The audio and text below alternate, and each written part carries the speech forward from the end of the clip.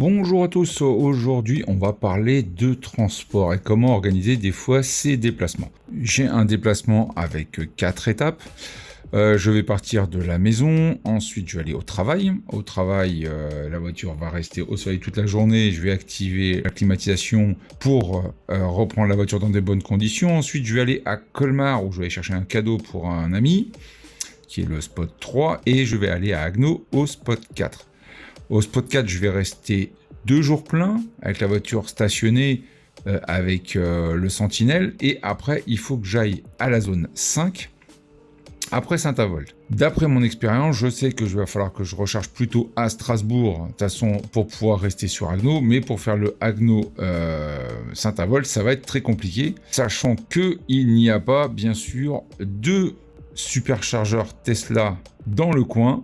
Ici, c'est un no man's land pas possible au niveau des stations chargeurs Tesla entre Strasbourg, Metz, Nancy et Colmar. Au milieu, il n'y a rien. C'est pas compliqué, il n'y a rien du tout. Là, il faudrait qu'Elon Musk qui se bouge un petit peu les fesses de nous en mettre un pas loin sur la A4 quand même, parce que c'est pas trop logique. Autrement, vous avez ABRP qui me dit la même chose, de s'arrêter à Strasbourg pour le faire, mais lui, il ne sait pas que je vais rester 2 jours à Agno avec le mode Sentinelle. Donc pour lui, c'est largement faisable et arriver à 20%. Mais dans la réalité, ça ne sera pas faisable. Il y a des bornes Electra, mais qu'à Saint-Avold. Donc ça, j'aimerais bien y arriver parce que j'ai un bon de réduction de 50% et ça me permettrait de tester le réseau Electra.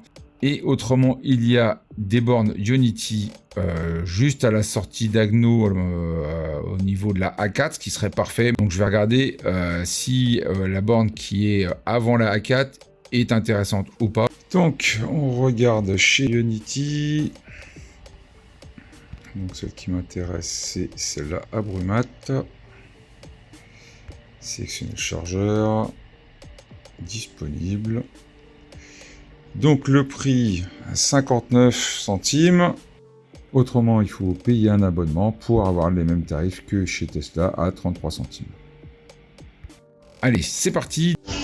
Donc je pars de la maison à 100% et je suis arrivé à 94%. J'ai fait 26 km, j'ai consommé 3 kWh avec une moyenne de 128 Wh du kilomètre. Il est 16h50, je vais partir dans 5-10 minutes. Là, il fait 54 degrés dans la voiture, donc pour être bien, je vais enclencher la climatisation. Donc on va perdre un petit peu en pourcentage, mais c'est pour le confort, donc ça fera du bien.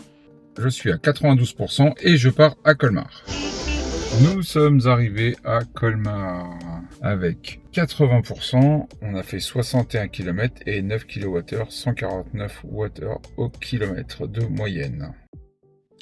Avant de faire un choix si je recharge à Strasbourg ou à Agno sur le départ, je vais regarder les prix indiqués à Unity. Alors là, c'est celui-là, celui de Brumat. Donc on voit qu'il y a plusieurs possibilités de recharge sur la vitesse qu'on veut. On va regarder 350 watts le prix.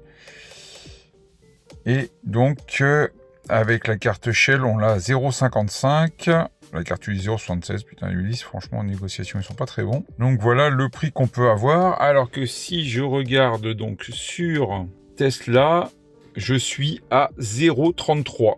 Donc voilà. Donc je pense que je vais m'arrêter sur Strasbourg, parce qu'on voit la différence de prix, il n'y a pas trop à hésiter. Donc au vu des prix, on va donc recharger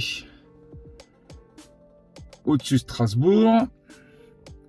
Là, si on était arrivé, on serait arrivé avec 51%, sachant qu'on va rester 2 jours avec le Sentinelle, on va perdre 16% environ.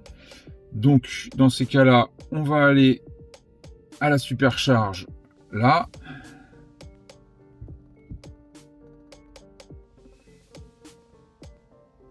On arrivera avec 57%, ça sera très très bien.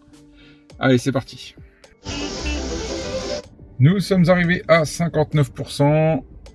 On a fait 142 km, 21 kWh de consommation et avec une moyenne de 145 Wh au kilomètre. On va recharger jusqu'à 80% pour repartir après Agno.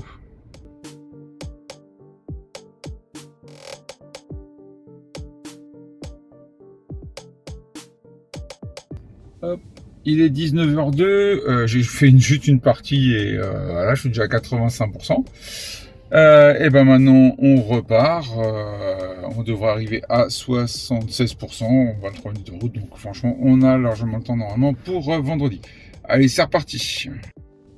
La recharge aura coûté 4,95 €. Nous sommes arrivés à 76%. Nous avons fait 172 km, 25 kWh de consommation pour une moyenne de 146 Wh au kilomètre. Donc là, maintenant, on va mettre le Sentinelle et on récupère la voiture dans un peu moins de 48 heures pour partir ensuite vers Saint-Avold. Après 15 heures de stationnement, j'ai dû aller faire une petite course. La voiture a détecté 4 événements sur le Sentinelle et c'est descendu à 71%. La course en elle-même était que de 4 km. La voiture dit avoir perdu 1%, mais parce qu'on n'a pas les virgules. Donc j'ai remis la voiture en stationnement et c'est reparti pour le Sentinelle pour encore normalement une journée et demie. Nous sommes vendredi matin, je vois que la voiture est à 60%, donc je vais arrêter la Sentinelle pour éviter de perdre un petit peu de batterie, parce que j'ai vu que 60% ça serait pas mal pour partir, donc on va laisser ça comme ça. Comme le Sentinelle a mangé environ 10% de batterie en 22 heures, ce que je trouve un tout petit peu beaucoup, à mon avis il y a dû y avoir pas mal de passages dans la rue, ça a dû déclencher plusieurs fois. Donc j'ai regardé ce matin sur RBRP et en effet, quand on regarde pour aller à la station, si je pars à 60%, j'arrive bien à 19, ce qui est large. Il n'y a aucun problème de ce côté-là, donc j'aurais même pu laisser un petit peu le Sentinelle si je voulais, mais bon, j'ai pas besoin, je vois la voiture d'où je travaille, donc de ce côté-là, il n'y a pas de problème. Donc on va partir tout à l'heure, on sera peut-être à 59, j'en sais rien, on verra. Et on arrivera largement à la station. Il va falloir juste que je trouve comment préconditionner la batterie pour arriver chez Electra et pouvoir charger à bonne température. Il est presque 17 h. Donc on va préparer la voiture au niveau température. Là il fait 51 degrés, tout à l'heure il faisait 63, c'est pour ça que j'ai ouvert les vitres. Et on prépare maintenant pour que ça descende sur les 22. Et on va programmer la station Electra via l'application. Donc j'allume l'application, je recherche manuellement où est la station parce que je sais où elle est physiquement. Je la sélectionne. Ensuite je repère l'adresse que je vais envoyer sur la voiture directement. Et voilà. Donc la programmation de l'adresse a bien été enregistrée. Sauf que, bien sûr, la station n'est pas reconnue, donc on ne va pas avoir de préchauffage de la batterie, ce qui va être dommage. Donc il faut qu'on trouve quelque chose à côté. Donc là, on voit qu'il y en a une ici. Donc je vais cibler celle-là. Et comme ça, normalement, on devrait préchauffer avant d'y arriver. Et moi, je vais me guider avec le Waze, comme ça sera beaucoup plus simple. Donc là, on part à 56. Et normalement, on en a pour une heure, un peu moins d'une heure, vu que là, le chemin, c'est pas le bon. Allez, c'est parti. Donc, nous sommes bien arrivés à la station Electra. Nous sommes arrivés à 19%, sauf qu'il n'y a pas eu de préchargement au niveau de la température de la batterie. Pourtant, on a essayé de mettre d'autres stations, mais la voiture, je ne sais pas pourquoi, elle n'a pas voulu préchauffer. Est-ce que c'est parce qu'il fait 31 degrés? Je n'en sais rien du tout. En tout cas, on va voir ce que ça donne au niveau de la charge de chez Electra. Donc, on se présente devant la station. Donc, il nous parle de puissance. Il y a un terminal, le QR code qui est fait pour l'application, je crois, et il vous met les tarifs et tout ça. Donc nous, on va allumer l'application et on va voir ce que ça donne. Donc on démarre. Donc là, on y est.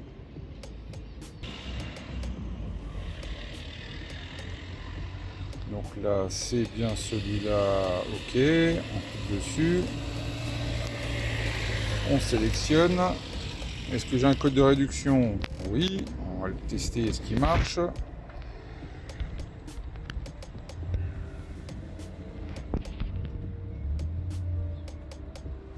Voilà, il applique bien ma réduction de 50%, donc ça c'est cool. On fait confirmer la réservation. Et il me dit d'aller à la place 2. Bon bah ok, donc à la place 2, je vais me déplacer et je vais y aller. Donc il m'a demandé d'arriver à la place 2, ce que j'ai fait. Apparemment il doit savoir, quoi. Je lui ai renseigné que c'était une Tesla, donc il sait que le port de charge est à gauche. Et il m'a bien mis une place avec la prise du bon côté. Donc je lui ai marqué comme quoi je suis arrivé. Alors, nous avons besoin d'accéder à votre caméra, je l'autorise. Voilà, je scanne le QR code qui est devant la station, ce que je vous ai fait voir tout à l'heure. Il me demande sur quoi je veux. Hop, en appliquant les 50%. Il y a un prépaiement apparemment, voilà. Donc, je voulais dire les infos. Donc je fais autoriser le prépaiement. Ça c'est la première fois que je l'utilise. Et il me dit que je peux commencer la recharge. J'appuie sur le bouton. Pour l'instant, ça clignote bleu sur la voiture. Et là, c'est au vert. Donc, ça va commencer. Et voilà, c'est parti.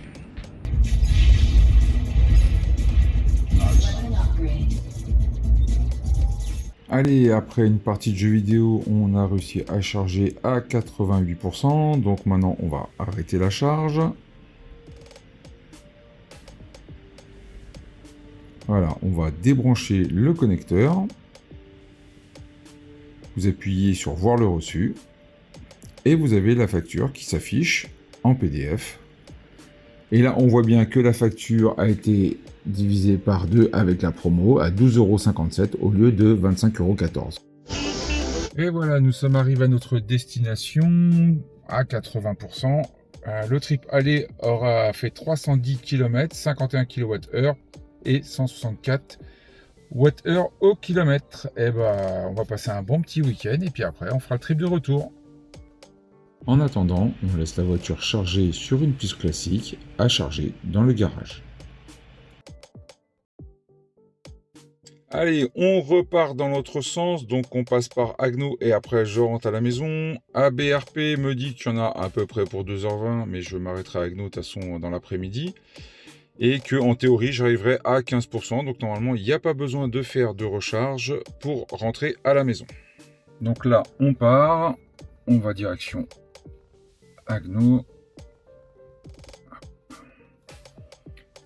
et en théorie on arrivera à 66%.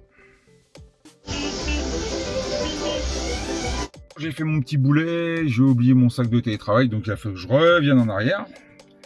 Donc maintenant autonomie 62, on va voir si on ralentit un petit peu le rythme, on arrive à pas trop perdre, on verra. C'est le défi pour le retour. Et voilà, on est arrivé à 61%, on en est à 476 km, 75 kWh et 157 Wh du kilomètre. Il est 21h02, je suis à 61%, je vais rentrer à la maison.